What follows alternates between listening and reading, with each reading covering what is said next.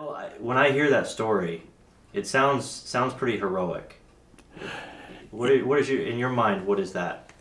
What? That's Heroism or... It was something that occurred to me. At, I never talked about it to the kids or anything. I never really discussed my experience with the family or anyone else. It just kind of put a shutter across it, shut it down. As a teenager growing up on a farm in northern Wisconsin, Dave, an honor student and a football player, pondered the idea of the war taking place in Europe. Thoughts that someday he would be part of that war or be the hero he has since become were far from his young mind. Instead, he worried about the innocent ones, the families, the old, the weakened, and the children. He may have been musing one night or one day, and I came up with some thoughts that I put down, jotted down on paper, and I came up with these thoughts. And my question was, war, why? And I jotted down, dusk stole over the war-torn country. A wan moon pierced the clouds. And throughout that woeful nation, many a head was bowed. They prayed, and with their prayers was mingled a plea that they be given a chance to live a peaceful life, a goal for which they'd striven. A drone from out the distant sky was first to give the warning, and now they prayed that they at least would live to see the morning. Steadily onward the bombers came with shattering defense and deafening roar. Designed for hellish destruction was a burden that they bore.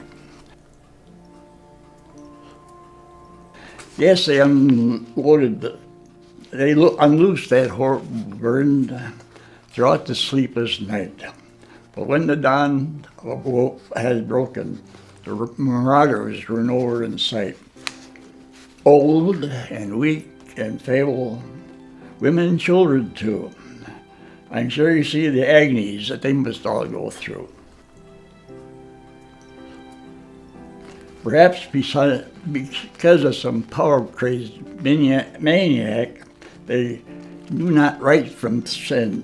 Who knew not right from sin, brought about in his attempt more power still to win. Perhaps because of blacker thoughts caused by broken pride, revenge was made of moans of why so many died. Perhaps it was destined by him. Perhaps it was his will, but I cannot be to see that he would make them kill. New dawns ushered in new scenes of havoc, rained down from the sky, and I find I'm more than ever filled with unanswered whys.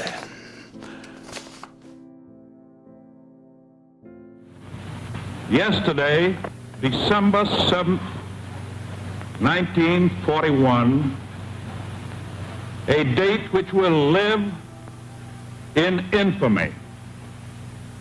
The United States of America was suddenly and deliberately attacked by naval and air forces of the Empire of Japan. We were living in Hurley. I was in high school. And we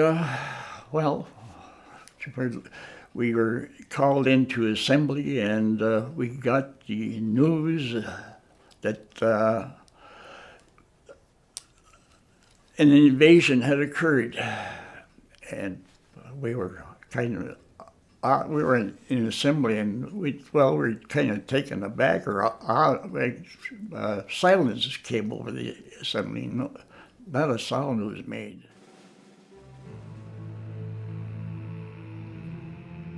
Dave took his enlistment exams in the fall of 1942, and he was inducted into the U.S. Army Air Force as an aviation cadet on December 19th.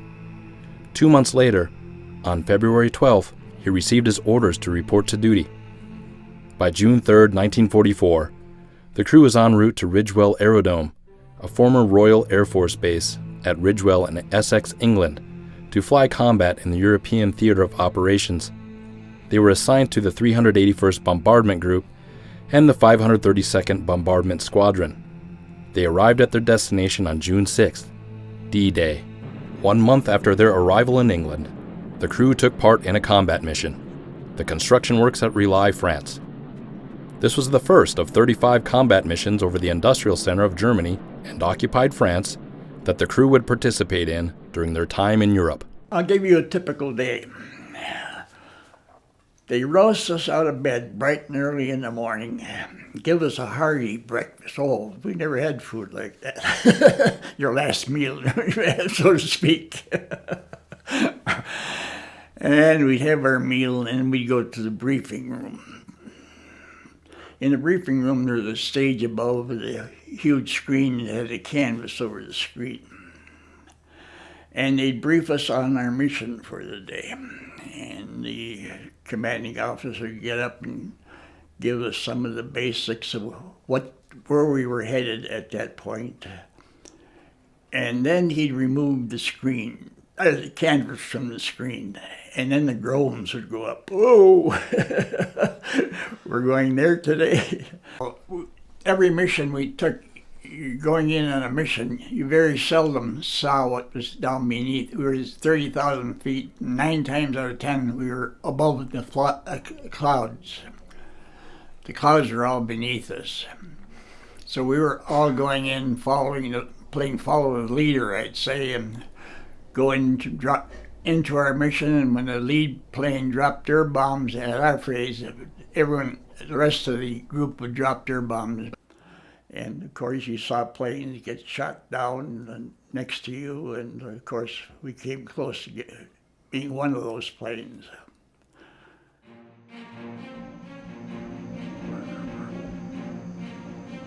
Colonel George Shackley led 37 aircraft from the 381st Bomb Group.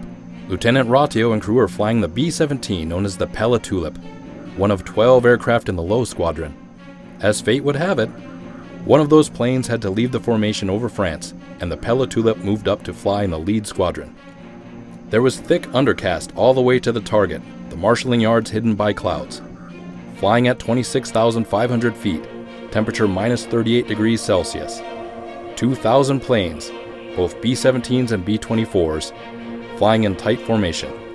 On board that day were pilot, Lieutenant Charles Reesey, co-pilot, Lieutenant David Rautio, ball turret gunner, Sergeant Herbert Penner, navigator, flight officer Marion Winnicke, flight engineer, Sergeant John Nushi, bombardier, Lieutenant Paul Smith, radio operator, Sergeant Leonard Kaplan, waist gunner, Sergeant David Grenier, waist gunner, Sergeant Alvin Bacon, tail gunner, Sergeant Max Blair. Well, it started out as a typical mission, but then you look at the sky ahead of you, all you see is flak bursts, puffs of black, anti-aircraft shell exploding in the air. And you take a deep breath, and you have to go through that screen of anti-aircraft shell and drop their bombs and get out of there. Well, of course, at that time we had what we call a flak vest on, and we had our steel helmets on. And we headed into that thing, and that's when we got hit. 2 minutes before bombs away, an anti-aircraft shell tore through the plane, entering the rear of the cockpit, just missing its 3-ton bomb load. The shell exploded above the plane, tearing away the windshield and blowing the top off the cockpit above Lieutenant Rautio's head. The pilot was seriously wounded by shrapnel. The Pella Tulip plunged out of formation.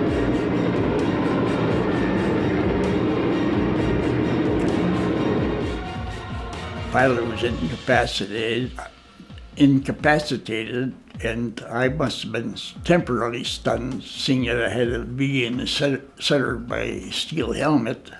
But when I came to, I started shouting out commands: "Salvo the bombs, close the bomb bay doors, let's get the hell out of here." Our main concern at that point was to get down to altitude so we could breathe. We were at 30,000 feet and our oxygen was out.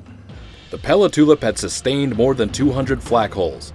The blast tore away a large part of the ceiling, destroyed the engine and navigational instruments, cut control cables to the starboard engines, shattered the windshield and astrodome, and broke all interplane connections between the cockpit and the rest of the plane.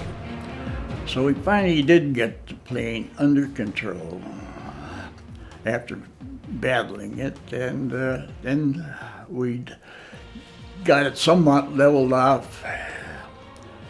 And after we got the two right engines feathered so they wouldn't windmill anymore, that's getting the prop blades into the wind. And all the way from Cologne, Germany, into England, we went on two engines. And I was always a little concerned that we might be sitting ducks for enemy aircraft. The pilot had been moved to the radio room, where he received first aid for wounds to his face, hands, and neck. Flight engineer Nushi climbed into the pilot's seat. For the next 4 hours, 21-year-old co-pilot Lieutenant Rautio fought with the stubborn fortress, despite the streaming cold of the open cockpit and despite his wounds. He and the crew nursed the plane back to England. So we're chugging across the thing, and we were thinking that some point before we get to the England, we may have to bail out. So I had everyone attach their chutes. They have a chute at the chest in the front of them, just in case we had to bail out. Had them on the ready, you might say. And we kept chugging along and chugging along and chugging along. We got back to near the English Channel where we were approaching friendly lines at least. I think on this side of the channel we had a beachhead already. So when we got approaching the channel, I said, are we going to try to cross the channel on two engines? Well, nobody wanted to bail out, so we opted to go. And we went. Frostbitten and nearly blinded by the icy wind blast and numb with fatigue, Lieutenant Rautio flew the Pella Tulip across the English Channel and circled the 493rd Bomb Group's field at Dazed, England. Everyone, except Rautio and Nushi, was in the radio room, preparing for a crash landing. And as we crossed the channel, in the first airfield we saw, I headed for it. And I saw we weren't in a position to make any crash. Our first decision had to be the right one because we couldn't maneuver after that.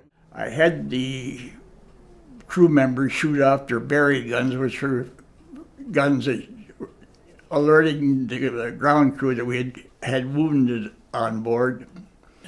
When we approached that landing strip, pretty well in tough shape. Anyway, I had the crew rig up chutes through the waist and tail. So as soon as we hit the tarmac, I had them pop the chutes to slow down the plane because my brake, like I said before, the brakes were out. And as we came to a stop, we kind of veered off to the side, headed for a plane that was parked on the side, and we kind of mired down in the mud, and we stopped there. The crew of the Pella Tulip was greeted by the welcoming sound of wailing ambulances. Risi fainted when he stood up to leave the aircraft and was revived on the way to the hospital. Rautio and Nushi were able to walk to the awaiting ambulance. The rest of the crew was uninjured. The Pella Tulip was condemned to salvage at Debich the following day. For injuries sustained, Risi, Nushi, and Rautio were awarded the Purple Heart, along with the Distinguished Flying Cross, for their heroic and extraordinary achievement in aerial combat. 31 years ago, Dave Rautio had the opportunity to revisit some of the areas he bombed of then German-occupied France. The president of the local flying club flew him over the area. A full-page article, written after the experience, appeared in the local newspaper. In it, the reporter expressed his gratitude on behalf of the people of France. On our behalf, we would simply like to say thank you to David Rautio. A huge and double thank you for having given up part of his youth and for risking his life to help liberate our country and region.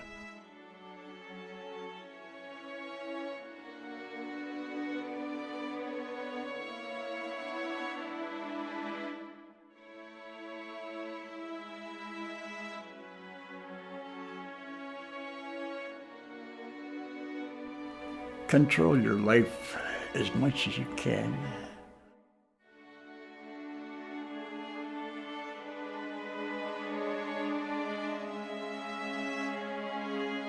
Live it to the fullest when you have the opportunity.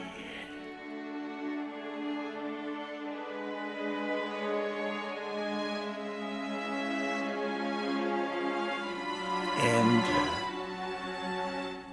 enjoy what you have.